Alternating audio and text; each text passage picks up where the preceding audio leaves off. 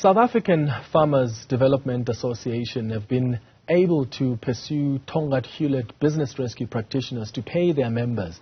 About 20,000 sugarcane farmers will, however, now have to look for other ways of trading outside of Tongaat Hulett. Joining us now is Thandokwakhe, Sibiya, who's with the South African Farmers Development Association. Thandokwakhe, thank you for making time for us this afternoon.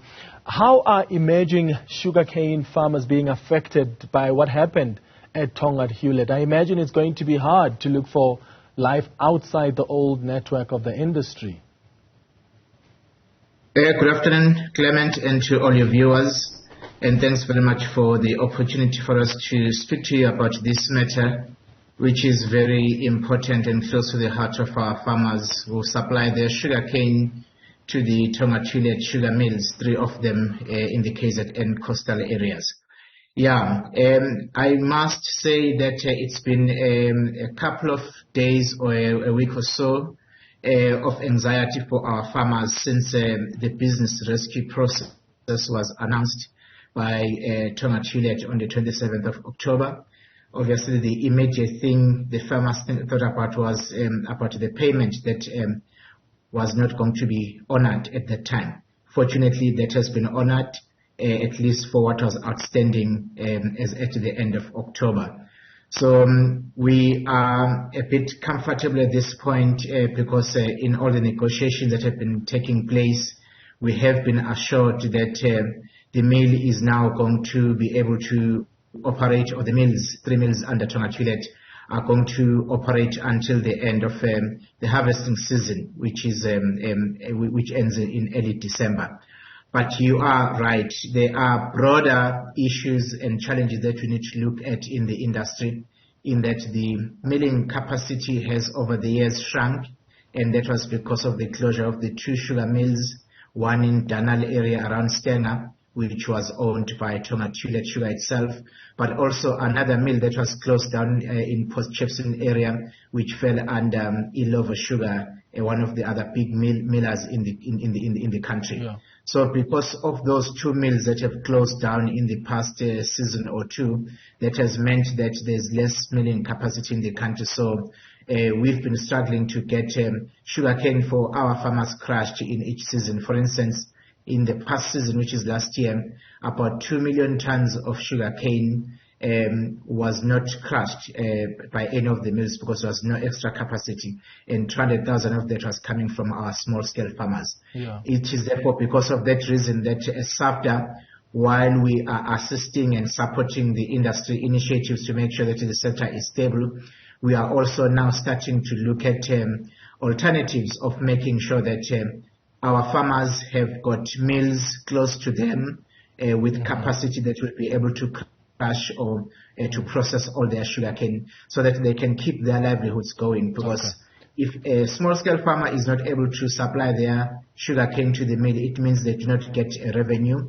and therefore they're not going to be able to support their livelihoods, pay their employees, and be able to go about their farming business. Yeah. So out of the 20,000 or so members, these sugarcane farmers that you represent, how many have been paid so far?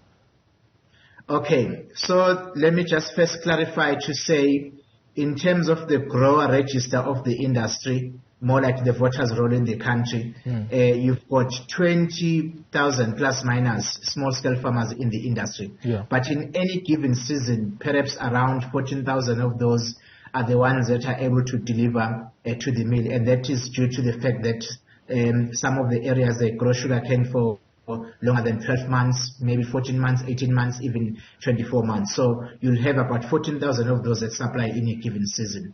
I am happy to confirm, Clement, that all those that were due to be paid of about 14,000 or so plus minus. In fact, let's not say 14,000 because the 14,000 includes those who supply to other mills that were not affected. So it's a smaller number, let's say around maybe 6,000 that were affected in the Tongaat Hulett catchment. They were all paid last weekend. The monies that were owed to them and outstanding as at the, let's say, the 27th of October when the business rescue process kicked in. So we are looking at them receiving their payments for the cane that they're going to deliver for the rest of the season. All right. So you spoke about the crushing season earlier, the harvesting, Yes. which normally ends in November, or the first week of end December. of November, first week of December, just around there. Yes. So it's good news that it's now been extended. How will that help those small-scale farmers? Okay. The reopening of the crushing season to finish it off by Tongaat Hulett, it means that small-scale growers who had submitted their estimates in terms of how much cane they're going to harvest for this season, who in fact also had plans to harvest that cane, it means then they are not going to be frustrated now for the rest of the year. So they're going to be able to harvest their cane, deliver it to the mills, and then get paid as per plan. And that is helping in terms of sustainability of operations, because with sugarcane, once you have harvested your cane, then you need to buy chemicals, you need to buy fertilizer so that you can take care of the new shoots of cane that grow from the old roots, which we call ratoon management. So they'll be able to do that so that next season they've got a crop that will be ready to harvest and to carry on and sustain their business. Yeah. So and a lot of these farmers are still, finding their feet, right? They're new in the industry, and I mean, organizations like yourselves are assisting them to stay in business.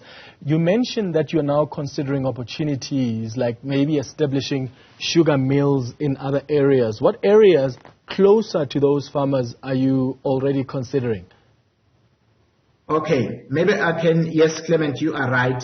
That is definitely one of the plans that we are pursuing within SAFDA. We even have a specialist portfolio headed by my colleague, Dr. Marilyn Gavenda, which we call a diversification portfolio, which specifically looks at the possibility of setting up a couple of sugar mills. Let's say one big mill in Josin, that's what we're definitely looking at, but we're also looking at other 3 areas, let's say maybe 2 in the KZN North Coast, let's say around Ndumeni, one around Stenger. We're also looking at another regional hub in the South Coast.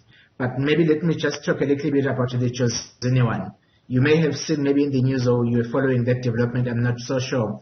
But about, let's say, 2 or 3 months ago, Minister Didiza, who was responsible for the Ministry of Agriculture, Land Reform and Rural Development, approved and handed over a check for about 8 million rands to the small-scale farming community in Jozini, led by Ubaba Umazu Smelane. And that funding was approved to undertake what is called the bankable feasibility study, which is to look at how feasible it is to set up a sugar mill in an area like Jozini, where you've got a lot of farmers, small-scale farmers, producing about, let's say, 150,000 tons of sugarcane per season, but they have to travel about 240 kilometers, just one trip from Jozini to Mbangeni, to around Mbangeni, to deliver their sugarcane. So we went to the minister, led by the local leader himself, Babu Umazu Smelane, supported by the national leadership of SAFDA, to say, Minister, we've got a very good area here. We've got water, the soil is fertile, so many active farmers, they are desperate to support their leadership, their livelihoods. Can we get a mill set up in that area? So it was because of that reason that Minister Didiza then approved that funding. So the tender is underway right now to look at service providers that can be able to undertake that particular study. We've even undertook a trip to India, a country that has got similar conditions to us, even also part of the BRICS arrangement, to look at how they run micro mills that side, because we've got a lot of small-scale farmers in India as well, just like here in South Africa. So we came back with those lessons, and we confirmed that indeed we can be able to set some regional hubs as well as a bigger sugar mill in Makhathini Flats,